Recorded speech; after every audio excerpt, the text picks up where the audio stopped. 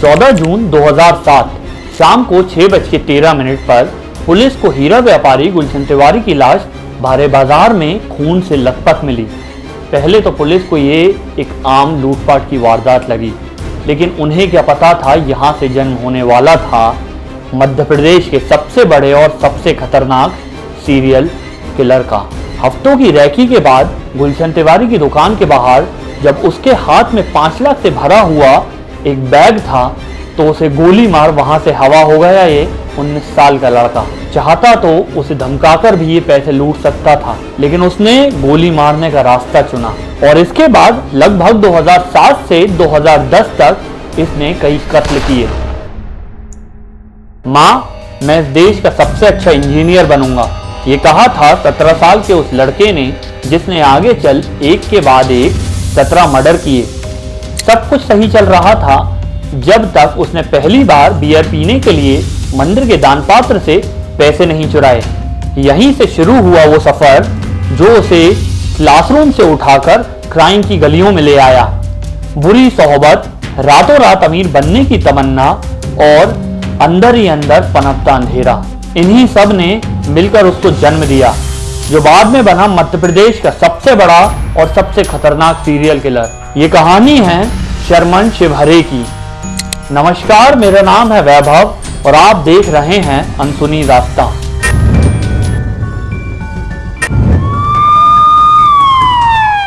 दो 2006 में शर्मन अपने नसीब और मुकद्दर के सहारे आसपास की दुकानों में कुछ रिश्तेदारों के घर और अपने ही बाप के बटुए में हाथ मारने के बाद जब पकड़ा नहीं जाता तो उसके हौसले इतने बुलंद हो चुके थे कि अब वो एक बड़े जुर्म को अंजाम देने वाला था। और इसी दौरान उसे कहीं से पता चला कि अगर हथियार के बलबूते पे लूटपाट की जाए और डर धमका कर पैसा कमाया जाए तो बहुत सारे पैसे एक साथ हाथ में आ सकते हैं। और इसी ख्वाहिश ने शर्मन को अपने शहर से दूर पन्ना की ओर धकेला। और आपने जो कहानी की शुरुआत में पहला किस्सा सुना वो आने वाले 17 कत्ल में से पहला कत्ल था।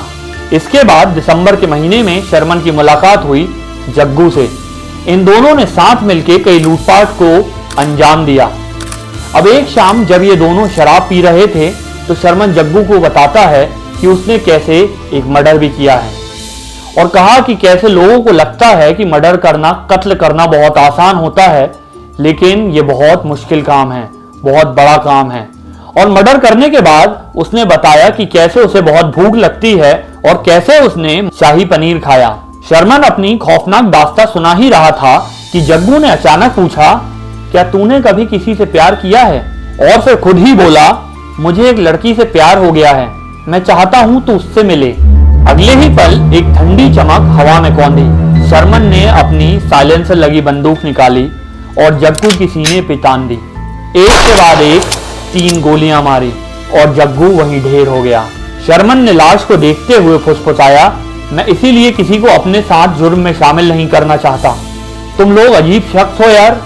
यहाँ मैं बात कर रहा हूँ अमीर बनने की, बड़ा आदमी बनने की, पैसा कमाने की, और तुम बात करते हो प्यार की, मोहब्बत की। और उसके बाद शर्मन वहां से शाही पनीर खा के चला गया। ये कत्ल शर्मन की 17 शिकार की सूची में दूसरा नाम था।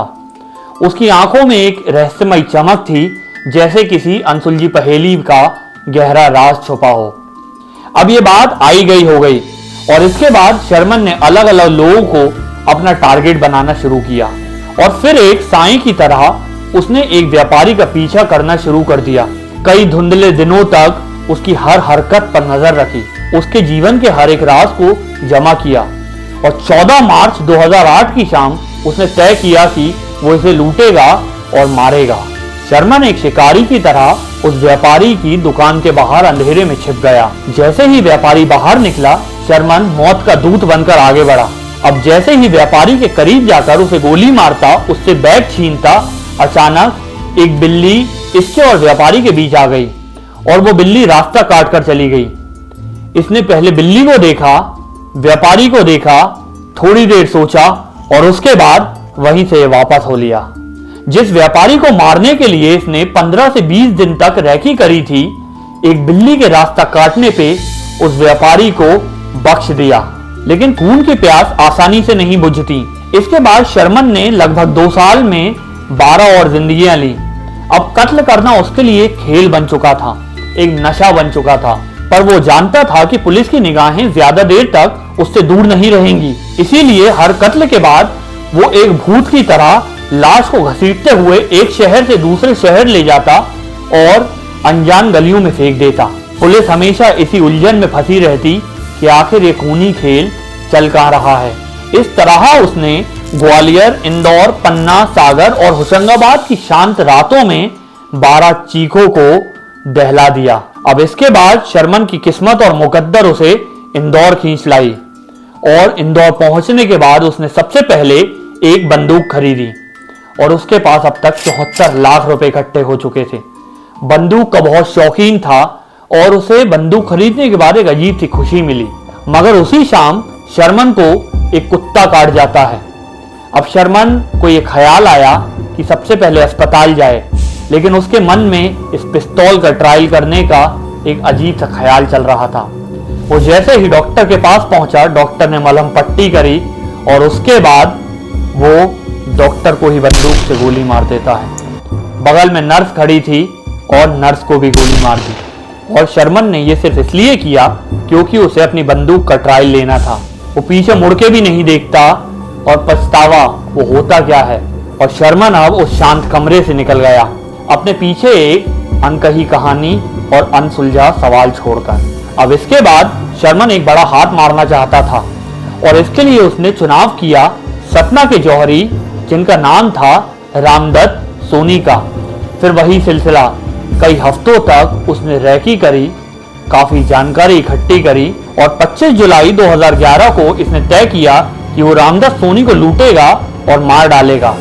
सतना का एक इलाका जहां मुख्तियारगंज में रामदत्त सोनी की दुकान थी, वहां पहुंचकर ये इंतजार करने लगा।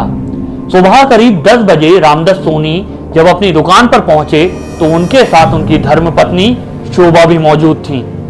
अब ये उनको देख के उनके करीब पहुंचा और इस बार फिर से इसके बीच में से एक बिल्ली रास्ता काट कर गई, लेकिन उसने नजरअंदाज किया और इस बार गोली चला दी। रामदत्त सोनी की पत्नी को गोली लगी और वो वहीं गिर गईं और वहां पे उनकी मौत हो गई। अब अगली गोली रामदत्त सोनी के कंधे पे जाकर लगी, लेकिन रामदत्त ने हिम्मत नहीं हारी।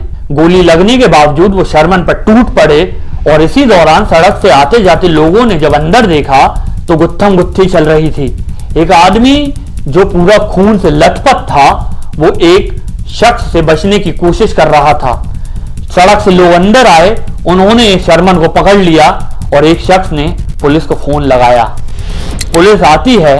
अब पुलिस इसे पकड़कर थाने ले जाती है। कुछ पुलिस वाले इसे रास्ते में पीटते भी हैं।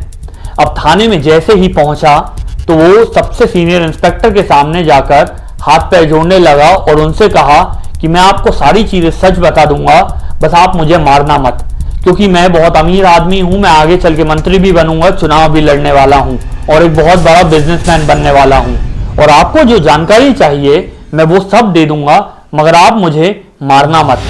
पुलिस वालों को लगा पहले तो ये गुमराह कर रहा है, लेकिन जब पुलिस ने पूछताछ शुरू की तो बात रामदत्त सोनी की बीवी के कत्ल की थी और लूटपाट की थी। तो पुलिस को लगा कि इसके बारे में बताएगा, लेकिन शर्मन ने शुरुआत कर दी 14 जून 2007 की कहानी से कि कैसे मध्य प्रदेश में उसने अलग अलग शहरों में अलग अलग तारीख पे अलग अलग आदमियों को इस दिन मारा है और लूटा है। अब सतना पुलिस हैरान कि ये क्या बोल रहा है। इसके बाद जब पता किया गया तो ये सारे मामले, सारी जानकारी बिल्कुल सही पाई गई और इस तरह से एक कत्ल के चक्कर में सतना पुलिस के हाथ लगा मध्य प्रदेश का सबसे बड़ा सीरियल किलर, जिसने खुद अपनी 17 मर्डर की कहानी सुनाई और इसके तथ्य पर उसे ग्वालियर के सेंट्रल जेल में ले जाया गया और 5 कत्ल के इल्जाम में आजीवन कारावास सुनाई गई। बाकी मुकदमे तथ्य की कमी के कारण अभी भी ट्रायल में हैं। अब इसी बीच 3 कैदियों के साथ मिलकर शर्मन ने ग्वालियर जेल से भागने का प्लान बनाया। उसने रस्सी फेंक दी, पहला कैदी पार भी चला गया, दूसरे बार दूसरा कैदी भी बाहर चला गया। जैसे ही शर्मन की बारी थी वो रस्सी बीच में से टूट गई और पुलिस वालों की नजर उसके ऊपर पड़ी और उसके बाद शर्मन को पकड़ लिया गया और अब 15 साल बाद भी शर्मन शिवहरे ग्वालियर के सेंट्रल जेल में है। और आज भी जब मध्य प्रदेश के नए पुलिस वालों का चयन होता है तो उन्हें इसकी फाइल दी जाती है एक केस स्टडी के तौर पे, और उनसे कहा जाता है कि इसके पैटर्न को समझो जिसने पिस्तौल का ट्रायल लेने के लिए एक डॉक्टर और एक नर्स को मार डाला, उसके दिमाग में क्या चलता है। तो ये थी कहानी शर्मन शिवहरे की, मध्य प्रदेश के सबसे बड़े सीरियल किलर की। इस तरीके की कहानी सुनाते वक्त हमें खुद क्राइम का रास्ता बहुत मखमली लगता है, लेकिन क्राइम का रास्ता कितना भी मखमली क्यों ना हो, खत्म जेल के कंबल में ही होता है। तो आप अपना अब ख्याल रखें। मेरा नाम है वैभव शर्मा और आप देख रहे थे अनसुनी दास्तां। नमस्कार और जय हिंद।